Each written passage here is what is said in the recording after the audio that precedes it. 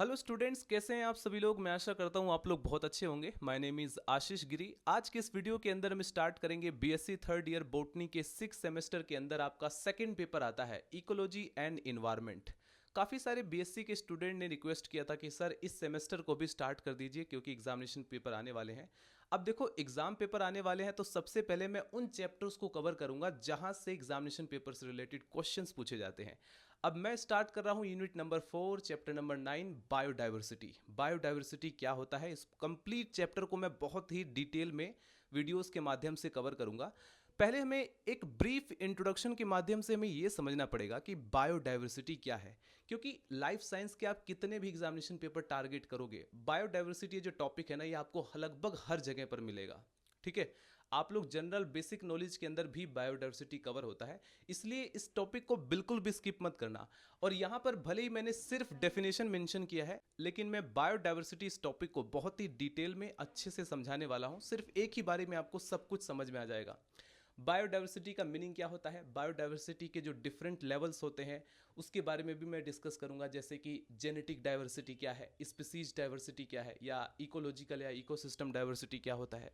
ये सारी चीज़ें मैं काफ़ी डिटेल में डिस्कस करूंगा। ठीक है, तो आपको नोट्स भी बनाते रहना है क्योंकि एग्जामिनेशन पेपर में 2 नंबर में शॉर्ट क्वेश्चन में पूछा जा सकता है, या फिर अगर एमसीक्यूज़ के माध्यम से क्वेश्चन पूछे जा रहे हैं तो वहाँ पर भी आपको चीज़ें पॉइंट आउट करनी होगी कि कहाँ से एमसीक्यूज़ पूछे जा सकते हैं। इसके अलावा अगर आपके एग्जामिनेशन पेपर में लॉन्ग क्वेश्चन आता है, क्योंकि लॉन्ग क्वेश्चन में बायोडाइवर्सिटी आपसे पूछेगा, इसके डिफरेंट लेवल्स भी पूछ सकता है।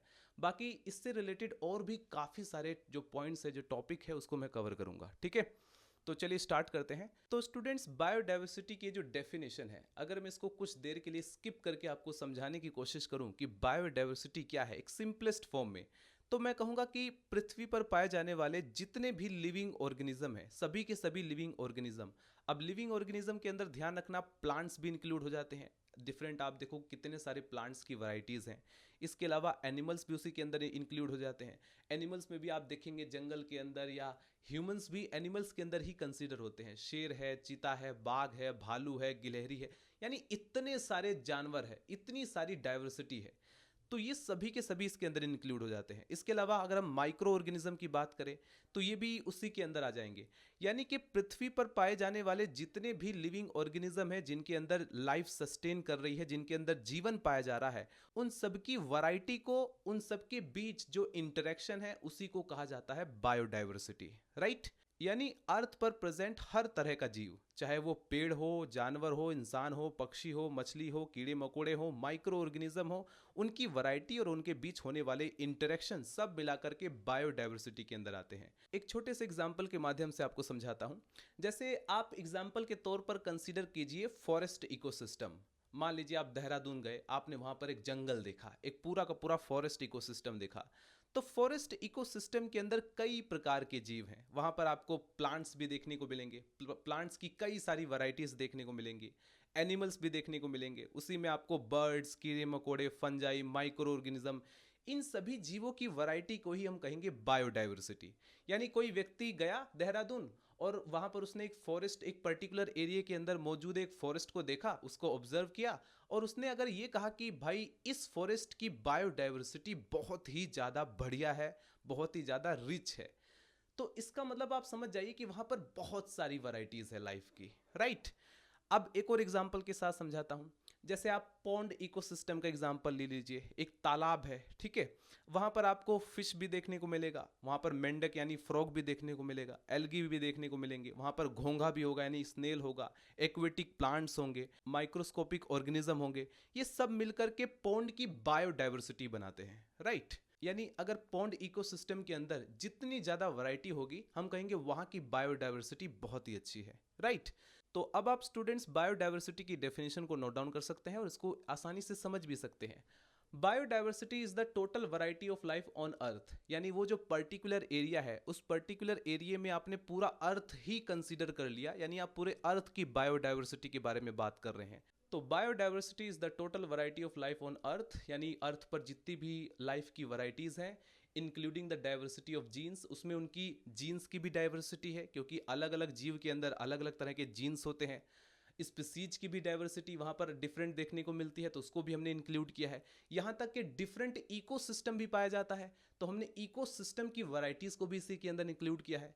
तो एक बार मैं फिर से रिपीट करता हूँ, biodiversity is the total variety of life on earth, including the diversity of genes, species and ecosystem along with the ecological interaction that sustain them। यानी उन लिविंग ऑर्गेनिज्म के बीच में जो इंटरेक्शन है वो भी बायोडाइवर्सिटी के अंदर ही इंक्लूड किया जाता है, राइट। तो बायोडाइवर्सिटी का मीनिंग क्या है? The total number of different types of organism, चाहे वो प्लांट्स हो, एनिमल हो, माइक्रोब्स हो, present on earth and there natural variations. ये है बायोडाइवर्सिटी एक बहुत ही सिंपल और कॉमन डेफिनेशन, राइट। तो काफ़ी सारे स्टूडेंट्स कहेंगे सर बायोडाइवर्सिटी का इंपॉर्टेंस क्या है? देखो, बायोडाइवर्सिटी जो होती है वो इकोसिस्टम को बैलेंस बनाती है, क्लाइमेट को भी कंट्रोल करती है। अगर कहीं की बायोडाइवर्सिटी आपने चेंज कर दी या उसको हटा दिया, गायब कर दिया, वहाँ पर आप देखेंगे क्लाइमेट भी चेंज होने लगेगा। अचानक से बारिश आ सकती है, अचानक से वहाँ पर काफ़ी गर्म मौसम हो सकता है, यानी वहाँ पर काफ़ी ज़बरदस्त चेंज देखने को मिलेगा अगर आप लोग कहीं की बायोडाइवर्सिटी को नष्ट कर दोगे, ख़त्म कर दोगे। लाइफ को भी सस्टेन करती है। अगर सपोज करो कहीं पर सिर्फ एक ही तरह की स्पीसीज रहती है, तो वहाँ पर आप देखेंगे जो दूसरी तरह की प्रजातियां हैं वो विलुप्त होने की कगार पर आ जाती हैं। इसलिए बहुत ज़रूरी है कि किसी पर्टिकुलर इकोसिस्टम में स्पीसीज की वैरायटीज़ हों, ज़्यादा से ज़्यादा हों, ठीक है। तो बायोडाइवर्सिटी जो है आज के टाइम पे अगर आप देखें स्टूडेंट्स, तो काफ़ी तेज़ी से कम हो रही है। काफ़ी सारे मेजर थ्रेट्स होते हैं, जैसे कि हैबिटाट लॉस हो रहे हैं। जंगलों को आप काटते रहोगे तो यानी वहाँ पर जो प्लांट्स की वैरायटीज़ हैं वो कम होती रहेंगी। पॉल्यूशन भी देखो आप कितनी तेज़ी से बढ़ रहा है। आप देखेंगे हमारी जो आज एयर पॉल्यूशन है कितना बढ़ रहा है। इसके अलावा वाटर पॉल्यूशन भी बढ़ रहा है, ज़मीन गंदा हो रही है, सोइल पॉल्यूशन भी बहुत ज़्यादा हो रहा है। क्लाइमेट चेंज भी आप देखेंगे, ग्लोबल वार्मिंग बढ़ती जा रही है। ओवर एक्सप्लोटेशन बहुत ज़्यादा हो रहा है, यानी आप देखेंगे समंदर के अंदर से मछलियों को, टनों टन मछलियों को शिप की मदद से बाहर निकाला जा रहा है। ज़्यादा से ज़्यादा लोग शिकार कर रहे हैं, हंटिंग कर रहे हैं। तो इसकी वजह से हमारी जो बायोडाइवर्सिटी है वो सब नष्ट हो जाएगी। अगर उसको कंजर्व ना किया गया तो वो सब नष्ट हो जाएंगी, और उसके नष्ट होने की वजह से आपको पता है पूरा इकोसिस्टम जो कि बैलेंस है वो खत्म हो सकता है। क्लाइमेट कंट्रोल नहीं होगा, अचानक से बारिश होगी, कुछ भी हो सकता है। लाइफ सस्टेन करना बहुत मुश्किल हो जाएगा अगर हमने बायोडाइवर्सिटी को नष्ट कर दिया। इतना आप लोग समझ लो। टू अंडरस्टैंड इट फुल्ली, यानी बायोडाइवर्सिटी को पूरी तरह से समझने के लिए, डिटेल में समझने के लिए, scientist typically break biodiversity down into 3 interconnected levels, यानी 3 लेवल में जो कि आपस में इंटरकनेक्टेड है उसमें डिवाइड कर दिया। या आप ऐसे भी कह सकते हो कि बायोडाइवर्सिटी के 3 टाइप्स होते हैं, या इसको 3 लेवल पर आप लोग स्टडी कर सकते हो, जैसे कि जेनेटिक डाइवर्सिटी, जैसे कि स्पीसीज डाइवर्सिटी, और जैसे कि इकोलॉजिकल या इकोसिस्टम डाइवर्सिटी। आप कहेंगे सर जेनेटिक डाइवर्सिटी क्या होता है, स्पीसीज डाइवर्सिटी क्या होता है, या इकोसिस्टम डाइवर्सिटी क्या होता है, और ये आपस में कैसे इंटरकनेक्टेड है, और अगर ये आपस में इंटरकनेक्टेड है तो इनके बीच डिफरेंस क्या है? तो आइए मैं आपको समझाता हूँ। ध्यान रखना, जेनेटिक डाइवर्सिटी जब आप इस तरह की स्टडी को परफॉर्म करते हैं, इस तरह की डाइवर्सिटी को, इट मीन्स बहुत ही स्मॉलेस्ट लेवल पर आप बायोडाइवर्सिटी को कंसीडर कर रहे हो। जब आप स्पीसीज लेवल पर डाइवर्सिटी को स्टडी करते हैं, यानी अब आप बायोडाइवर्सिटी को मिडिल लेवल पर स्टडी करना चाहते हैं। जब आप इकोसिस्टम डाइवर्सिटी की बात करते हैं, यानी आप लार्जेस्ट लेवल पर डाइवर्सिटी को स्टडी करना चाहते हैं। तो ध्यान रखना ये सब लेवल्स हैं, ठीक है। तो चलिए सबसे पहले स्टूडेंट्स हम बात करेंगे जेनेटिक डाइवर्सिटी के बारे में। जेनेटिक डाइवर्सिटी क्या होता है? Genetic diversity is the diversity of genes within species, यानी एक ही स्पीसीज के अंदर जो जीन्स की वैरायटीज आप देखने को मिलती है उसी कहा जाता है जेनेटिक डाइवर्सिटी, राइट। यानी एक ही स्पीसीज के अंदर की जो वैरायटी होगी उसे हम बोलेंगे जेनेटिक डाइवर्सिटी। एक स्पीसीज के अंदर जो जीन्स का अंतर होता है, जो डिफरेंस होता है, उसे आप जेनेटिक डाइवर्सिटी कहते हैं। यानी आप किसी भी तरीके से इसको डिफाइन कर लो, मतलब एक स्पीसीज के ऑर्गेनिज्म आपस में सेम होते हुए भी आप देखेंगे डिफरेंट जीन्स को कंटेन करते हैं, या उनके अंदर डिफरेंट जीन्स प्रेजेंट रहते हैं। मैं एग्जांपल के तौर पर आपको समझाता हूँ। अब जैसे हम इंसानों को ही आप लोग कंसीडर कर लीजिए, कोई लंबा है, कोई गोरा है, कोई काला है, कोई छोटा है, यानी हमारे अंदर डिफरेंट जीन्स होने की वजह से डिफरेंट वैरायटीज देखने को मिल रही हैं। यानी एक ही स्पीसीज सेम है लेकिन जीन्स की वैरायटीज हमें डिफरेंट देखने को मिल रही है, राइट। तो इसको कहा जाता है जेनेटिक डाइवर्सिटी। एक और छोटा सा बेस्ट एग्जांपल मैं आपको देता हूं। जैसे आप राइस को कंसिडर कीजिए, आपने चावल खाए होंगे। राइस की भी सैकड़ों वैरायटीज होती हैं, राइट। उन वैरायटीज में आप देखेंगे किसी चावल का जो है शेप या साइज बड़ा है, आप देखेंगे कलर में भी हमें वैरायटीज देखने को मिलती है, वेरिएशन देखने को मिलते हैं। इसके अलावा कुछ चावल सुगंधित होते हैं, यानी वहाँ पर सुगंध में भी डिफरेंट जो चावल्स होंगे उसमें डिफरेंट तरह की सुगंध होती है। तो यानी एक राइस के अंदर कितनी सारी हमें वैरायटीज देखने को मिल रही हैं, किसके कारण? ये सब जेनेटिक डाइवर्सिटी है। इसके अलावा आप देखेंगे आपके पड़ोसी का हो सकता है कुत्ता अलग ब्रीड का हो, आपके घर में जो डॉग है वो अलग ब्रीड का हो। इसके अलावा आपके पड़ोसी के घर के बराबर में जो हो सकता है वो अलग ब्रीड हो, यानी कोई जर्मन शेपर्ड लिए बैठा है, कोई जो है लेब्राडोर, यानी अलग अलग तरह के आप डॉग्स देखो। डॉग सेम ही स्पीसीज हैं, पर प्रॉब्लम क्या है? वहाँ पर डिफरेंट जीन्स प्रेजेंट है, वहाँ पर जेनेटिक डाइवर्सिटी है, राइट। एक ही स्पीसीज के अंदर हमें जेनेटिक डिफरेंस देखने को मिलता है, इसे कहा जाता है जेनेटिक डाइवर्सिटी। अब यहाँ पर एक और इंपॉर्टेंट पॉइंट मैं यहाँ पर स्टूडेंट्स क्लियर कर देता हूँ, इसको नोट्स के रूप में अलग से लिख लेना, ठीक है। ये जो जेनेटिक डाइवर्सिटी की जब हम बात करते हैं, हमने डेफिनेशन तो देख लिया कि genetic diversity is the diversity of genes within species, यानी कि स्पीसीज के बीच जो जीन्स की डाइवर्सिटी है उसे कहा जाता है जेनेटिक डाइवर्सिटी। लेकिन ध्यान रखना, ये जो जीन्स की डाइवर्सिटी होती है वो सर सिर्फ आप विद इन स्पीसीज नहीं देखते, अमंग स्पीसीज के बीच भी आप देखते हो, राइट। यानी एक तो होता है कि एक ही स्पीसीज के अंदर जो जीन्स की वैरायटीज है उसको आप देख रहे हैं, जैसे कि हम ह्यूमंस को आप देखो तो अलग अलग आदमी जो होता है उसके अंदर अलग अलग तरह के जीन्स हैं, इसलिए वहां पर हमें डिफरेंसेस देखने को मिलते हैं। एक होता है अमंग स्पीसीज। तो अमंग स्पीसीज जब आप कंसीडर करते हैं तो वहां पर भी हमें जीन्स की डाइवर्सिटी देखने को मिलती है। तो इसको भी फर्दर दो लेवल पर स्टडी किया जाता है, या दो तरीके से इसको कंसीडर किया जाता है। तो genetic diversity refers to the genetic variation present among individual of the same species. तो जेनेटिक डाइवर्सिटी की स्टडी जब आप परफॉर्म करते हैं, इट मींस कि आप बहुत ही स्मॉलेस्ट लेवल की डाइवर्सिटी को देख रहे हैं या कंसीडर कर रहे हैं। अब हम बात करते हैं स्टूडेंट्स स्पीसीज डाइवर्सिटी के बारे में। स्पीसीज डाइवर्सिटी क्या होता है? किसी पर्टिकुलर एरिया में कितने डिफरेंट स्पीसीज वहां पर रह रही हैं, एग्जिस्ट कर रही हैं, उसे स्पीसीज डाइवर्सिटी कहा जाता है। यानी species diversity is the variety and abundance of different species present in a particular area. अब वो जो पर्टिकुलर डिफाइंड एरिया है वो कोई इकोसिस्टम हो सकता है, जैसे कि फॉरेस्ट इकोसिस्टम, पॉन्ड इकोसिस्टम या डेजर्ट इकोसिस्टम। उस पर्टिकुलर एरिया में जो हमें स्पीसीज की डाइवर्सिटी, जो हमें वैरायटी देखने को मिल रही है, जो हमें अबंडेंस, वहाँ की जो प्रचुरता, जो मात्रा देखने को मिल रही है, वही कहलाती है स्पीसीज डाइवर्सिटी। अगर मैं कहूँगा कि किसी पर्टिकुलर फॉरेस्ट के अंदर या फॉरेस्ट इकोसिस्टम है, वहाँ पर स्पीसीज, वहाँ पर बहुत तरह के स्पीसीज पाई जा रही हैं, यानी वहाँ पर हमें क्या देखने को मिल रहा है कि वहाँ पर स्पीसीज की वैरायटीज बहुत ही ज़्यादा देखने को मिल रही हैं, यानी वहाँ की डाइवर्सिटी बहुत ही ज़्यादा है, स्पीसीज डाइवर्सिटी ज़्यादा है, राइट। इसको मैं उदाहरण के साथ समझाता हूँ। देखिए, मान लीजिए कि कोई एक पर्टिकुलर हम रीजन कंसीडर करते हैं, ठीक है। एग्जाम्पल के तौर पर मान लीजिए किसी जंगल के अंदर आप देखेंगे लोयन भी है, डियर भी है, यानी शेर है, हिरन है, एलिफेंट भी आप देखने को मिलेंगे। कई सारे प्लांट्स की वैरायटीज हमें देखने को मिलेंगी, कई सारे पक्षियों की वैरायटीज, कीड़े मकोड़े रहते हैं। इन सब का एक साथ होना स्पीसीज डाइवर्सिटी को दर्शाता है, यानी वहाँ पर काफ़ी ज़्यादा स्पीसीज डाइवर्सिटी देखने को मिलती है। स्पीसीज जो डाइवर्सिटी होती है ना, इसके भी दो इंपॉर्टेंट कंपोनेंट होते हैं। एक होता है स्पीसीज रिचनेस, एक होता है स्पीसीज इवेननेस। बहुत सारे स्टूडेंट्स यहाँ पर मिस्टेक कर देते हैं, स्पीसीज रिचनेस और स्पीसीज इवेननेस को समझ नहीं पाते हैं। मैं इस वीडियो के अंदर आपको एग्जाम्पल के साथ समझाता हूँ। यदि स्टूडेंट्स मैं बात करूँ स्पीसीज डाइवर्सिटी के अंदर स्पीसीज रिचनेस के बारे में, तो स्पीसीज रिचनेस बताता है कि किसी पर्टिकुलर एरिया में कितनी प्रजातियां हैं, राइट, कितनी स्पीसीज हैं। एग्जाम्पल के तौर पर मैं आपको बताता हूं, जैसे मान लीजिए कोई जंगल ए है और जंगल बी है, ठीक है। जंगल ए में हमें देखने को मिल रहा है कि 50 तरह के अलग अलग प्लांट्स हमें देखने को मिल रहे हैं। कितने? 50 तरह के अलग अलग प्लांट।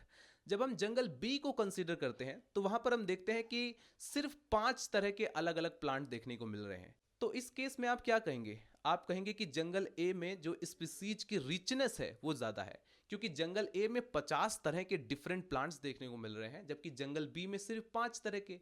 यानी स्पीसीज रिचनेस कहां पर ज्यादा हुई? जंगल ए में, ठीक है। अब मैं बात करूंगा स्पीसीज डाइवर्सिटी के दूसरे कंपोनेंट के बारे में, जिसे हम बोलते हैं स्पीसीज इवेननेस। यहां पर भी हमें समझना पड़ेगा कि स्पीसीज इवेननेस क्या होता है। हर प्रजाति की जो जनसंख्या होती है यानी अबंडेंस होती है वो कितनी संतुलित है, वो चीज़ें यहाँ पर हमें देखना पड़ेगा। जैसे मैं एग्जाम्पल के तौर पर समझाता हूँ स्पीसीज इवननेस को समझाने के लिए। जंगल ए और जंगल बी को दोबारा से कंसीडर कीजिए। जंगल ए में मान लीजिए 100 पेड़ हैं, यानी पेड़ की संख्या, ट्री की संख्या कितनी है, टोटल 100 पेड़ है, जिनमें से 96 पेड़ जो है वो आपको नीम के दिखाई पड़ रहे हैं और 4 पेड़ बाकी अलग अलग हैं। ठीक है, एक बार मैं फिर से रिपीट करता हूं। आपने जंगल ए कंसीडर किया, यानी किसी पर्टिकुलर एरिया में एक बहुत बड़ा जंगल है और उस जंगल के अंदर हमें 100 प्लांट्स देखने को मिल रहे हैं। 100 में से लगभग आपने देखा कि 96 पेड़ सिर्फ नीम के पेड़ हैं, जबकि जो 4 जो बचे हुए पेड़ हैं वो सब डिफरेंट तरह के जो स्पीसीज के पेड़ हैं। ठीक है, अब बात करते हैं स्टूडेंट्स हम जंगल बी की। जंगल बी में हम देखते हैं वहां पर भी 100 पेड़ हैं। ठीक है, यानी पेड़ों की संख्या दोनों ही जंगलों में सेम है, उधर भी 100 पेड़ हैं। पर जब हम जंगल बी को कंसीडर करते हैं तो वहां पर हम देखते हैं कि हर प्रजाति के 20-20 पेड़ देखने को मिल रहे हैं, यानी जंगल बी में इवेननेस ज्यादा है। राइट, और जहां पर इवेननेस ज्यादा होगी वहां पर डाइवर्सिटी ज्यादा होगी। आपने कंपैरिजन किया, एक बार मैं फिर से थोड़ा रिपीट करता हूं क्योंकि यहां पर थोड़ा अंडरस्टैंडिंग में दिक्कत आ सकती है। मेरे प्यारे दोस्तों, आपने जंगल ए जंगल बी कंसीडर किया। जंगल ए में 100 पेड़ है, जंगल बी में भी 100 पेड़ है, लेकिन जंगल ए में हम देख रहे हैं कि 96 पेड़ तो सिर्फ नीम के पेड़ हैं और 4 पेड़ अलग अलग पेड़ हैं। यानी यहाँ पर 96 पेड़ होना मतलब लगभग 96% प्लांट ऐसे हैं जो कि बिल्कुल सेम कैटेगरी से बिलोंग कर रहे हैं, यानी यहाँ पर स्पीसीज की डाइवर्सिटी बहुत ही कम है। लेकिन जब हम बात करते हैं स्टूडेंट्स जंगल बी की, तो वहां पर हम देखते हैं कि 20-20 प्लांट हैं। पेड़ों की संख्या वहां पर भी सेम है, लेकिन वहां पर 20-20 प्लांट अलग अलग वैरायटीज के हैं, अलग अलग स्पीसीज के हैं। इट मीन्स कि यहाँ पर स्पीसीज इवेननेस ज्यादा है। अब हम बात करते हैं स्टूडेंट्स की भाई ये जो स्पीसीज डाइवर्सिटी होती है जिसे हम कंसीडर कर रहे हैं, इसका इंपॉर्टेंस क्या है इकोसिस्टम के अंदर। तो एक तो ये इकोसिस्टम को स्टेबिलिटी प्रोवाइड करता है, दूसरा ये प्रोडक्टिविटी में भी हेल्प करता है। जितनी ज़्यादा स्पीसीज की संख्या होगी वहाँ पर उतने ही ज़्यादा रिसोर्सेज हमें देखने को मिलेंगे। एग्जाम्पल के तौर पर मैं आपको समझाता हूँ। अलग अलग प्लांट मिल करके मिट्टी को फर्टाइल बनाते हैं, यानी कोई अलग स्पीसीज का प्लांट है, कोई अलग स्पीसीज का प्लांट है, ये सब मिलकर के मिट्टी को एकदम पूरी तरह से फर्टाइल बनाते हैं और साथ में हवा को भी साफ रखते हैं। अब जैसे एक छोटा सा एग्जाम्पल मैं लेता हूँ। आपने सुना होगा ट्रॉपिकल रेन फॉरेस्ट, जैसे कि हमारा अमेज़न का जंगल है, वहाँ पर आप देखेंगे दुनिया का सबसे ज़्यादा वहाँ पर प्रजातियाँ पाई जाती हैं। यानी पूरे ऑल ओवर पूरी दुनिया में अर्थ पर आप देखेंगे तो जो अमेज़न के जंगल होते हैं वहाँ पर सबसे ज़्यादा स्पीसीज रिचनेस या सबसे ज़्यादा प्रजातियाँ वहाँ पर देखने को मिलेंगी। ठीक है, अब स्टूडेंट्स फाइनली बात करते हैं हम इकोलॉजिकल या इकोसिस्टम डाइवर्सिटी के बारे में। देखो, ये एक लार्जेस्ट लेवल की आप स्टडी परफॉर्म कर रहे हो, यानी जब आप डाइवर्सिटी को बहुत ही लार्जेस्ट लेवल पर कंसीडर कर रहे हो, बड़े लेवल पर, तब आप बात करते हो इकोलॉजिकल या इकोसिस्टम डाइवर्सिटी की। Ecological diversity refers to the variety of different ecosystem found in a region और अक्रॉस द अर्थ। देखो, मैं एक बार फिर से रिपीट कर देता हूं, एरिया पे मत जाओ, एरिया आपके हाथ में है कि आप कितना एरिया कंसीडर कर रहे हो, क्योंकि किसी पर्टिकुलर एरिया में हो सकता है कि 10 से ज़्यादा इकोसिस्टम वहाँ पर मौजूद हो, किसी पर्टिकुलर एरिया में हो सकता है कि सिर्फ एक ही इकोसिस्टम वहाँ पर मौजूद हो। तो एरिया पे मत जाओ, आप सिर्फ इस चीज़ को नोटिस करो कि इकोलॉजिकल डाइवर्सिटी क्या है। ये जो है किसी पर्टिकुलर रीजन में या पूरे अर्थ पर जो डिफरेंट इकोसिस्टम की वैरायटीज देख रहे हैं उसको कहा जाता है इकोसिस्टम डाइवर्सिटी। ये जो हमारा इकोलॉजिकल डाइवर्सिटी है ये एक लार्जेस्ट लेवल की डाइवर्सिटी है और वैरायटी ऑफ डिफरेंट इकोसिस्टम, यानी यहाँ पर हमें डिफरेंट इकोसिस्टम की वैरायटीज़ देखने को मिलती है, जैसे कि desert ecosystem, forest ecosystem, aquatic ecosystem, grassland ecosystem. यानी इस पर्टिकुलर एरिया में आप देख रहे हो कि कितने तरह के इकोसिस्टम बिलोंग कर रहे हैं। जब आप पूरे इकोसिस्टम लेवल पर स्टडी परफॉर्म करते हो, डाइवर्सिटी को चेक करते हो, तो इसे कहा जाता है इकोसिस्टम डाइवर्सिटी। ठीक है, अच्छा एक और रहता है, जैसे हम बात करते हैं कई बार कम्युनिटी डाइवर्सिटी। जब आप कम्युनिटी डाइवर्सिटी की बात करते हैं ना, इट मीन्स की variety of communities inside the ecosystem, यानी किसी पर्टिकुलर इकोसिस्टम में कितनी कम्युनिटीज वहां पर मौजूद है। अगर आप उसकी स्टडी को परफॉर्म कर रहे हो, उसकी डाइवर्सिटी को आप चेकआउट कर रहे हो, इट मीन्स कि आप कम्युनिटी डाइवर्सिटी चेक कर रहे हो किसी पर्टिकुलर इकोसिस्टम के अंदर। वो चाहे फॉरेस्ट इकोसिस्टम हो, एक्वेटिक इकोसिस्टम हो या ग्रासलैंड इकोसिस्टम हो। ठीक है, कम्युनिटी डाइवर्सिटी और इकोसिस्टम डाइवर्सिटी में यही मेन डिफरेंस रहता है कि जब आप इकोसिस्टम डाइवर्सिटी को चेक करते हैं, इट मीन्स कि आप किसी पर्टिकुलर रीजन में या पूरे अर्थ पर जो डिफरेंट इकोसिस्टम एग्जिस्ट कर रहा है, जो मौजूद है, आप उनकी वैरायटीज को चेक कर रहे हो। लेकिन जब आप बात करते हैं कम्युनिटी डाइवर्सिटी की, इट मीन्स कि एक इकोसिस्टम के अंदर, किसी पर्टिकुलर इकोसिस्टम के अंदर आप कम्युनिटीज को चेक करते हो। तो फाइनली स्टूडेंट्स, जाते जाते लास्ट में मैं सिर्फ यही मेंशन करना चाहूंगा कि जब आप बायोडाइवर्सिटी टर्म का यूज करते हो ना, इट मीन्स कि आपने सभी तरह की डाइवर्सिटी को इंक्लूड कर दिया, चाहे वो जेनेटिक डाइवर्सिटी हो, चाहे वो स्पीसीज डाइवर्सिटी हो, चाहे वो इकोलॉजिकल डाइवर्सिटी हो। यानी इन सभी तरह की डाइवर्सिटी को आप कलेक्टिवली रिप्रेजेंट करना चाहते हैं एक सिंगल टर्म में, तब आप वर्ड यूज करेंगे बायोडाइवर्सिटी। अच्छा, कई बार एमसीक्यूज में क्वेश्चन पूछा जाता है कि ये जो बायोडाइवर्सिटी टर्म है ये किसने दिया था, फर्स्ट टाइम किसने यूज किया था। तो याद रखना नाम, वॉल्टर जी रेजन, 1985 में इसका यूज किया गया था। और जब आप इन सभी को ब्रॉड सेंस में कवर करते हो ना, तो एक ब्रॉड सेंस में नाम लेते हो तो उसे कहा जाता है बायोडाइवर्सिटी। बायो का मीन्स क्या होता है? बायो का मीन्स होता है लाइफ, राइट। और डाइवर्सिटी का मतलब क्या होता है? वैरायटीज, विविधता। ठीक है, यानी लाइफ की जितनी भी विविधताएं हैं, जो वैरायटीज होती हैं, उन्हीं को कहा जाता है बायोडाइवर्सिटी। अब आपको पता है कि पृथ्वी पर लाइफ किसी भी फॉर्म में एग्जिस्ट कर रहा है। कोई पेड़ के फॉर्म में है, कोई माइक्रो ऑर्गेनिज्म के फॉर्म में है। आप जरा ध्यान से देखो, एक छोटी सी गिलहरी को देखो, पेड़ पर इधर उधर भागती रहती है, यानी उसके अंदर भी जीवन है। इसी तरह से आप देखेंगे एक छोटा सा खटमल भी है या एक बड़ा सा एलिफेंट भी है, सभी के अंदर जीवन है। और इसी वजह से स्टूडेंट्स, ये सब बायोडाइवर्सिटी का हिस्सा है। ठीक है, तो मेरे प्यारे दोस्तों, मैं उम्मीद करता हूं कि आज की इस वीडियो के अंदर आपको बायोडाइवर्सिटी का मीनिंग क्लियर हो गया होगा और इसको जो डिफरेंट लेवल्स होते हैं वो भी आपको समझ में आ गए होंगे। बाकी आप लोग भी इसे अच्छे से स्टडी करना, लेवल्स आपके भी निकलेंगे एक दिन। Bye bye, Tata.